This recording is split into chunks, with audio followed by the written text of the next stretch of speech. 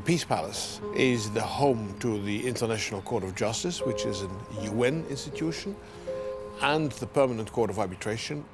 Next to that, there is a famous library of international law, and we also have an academy for students from all over the world. This is called the Hague Academy of International Law.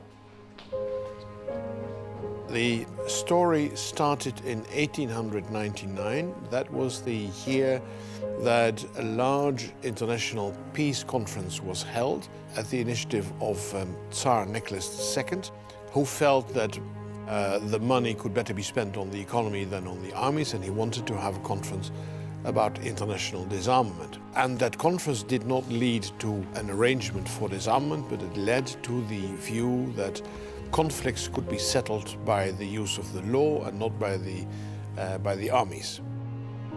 Carnegie was a highly interesting character who had moved from Scotland at the age of 13 to the United States. When he was 60 years of age, and he was the richest man, I think, of the US due to his steel activities, he decided that he didn't want no more business and he would become a philanthropist. He wanted to give his money away to good causes, and international peace and arbitration was one very high on the list. He decided in, I think, 1903 to make a budget available for building this monumental housing for the Permanent Court of Arbitration and for a library of international law. The two went together.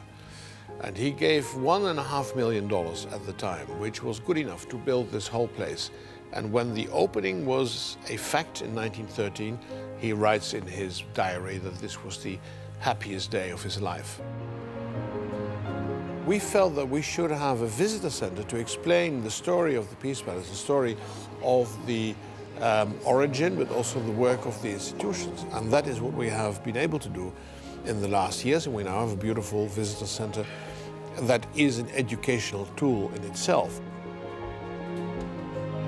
I think we're very proud to be awarded this European Heritage label, because heritage it is. And heritage means that you go back to your past, you go back to your roots.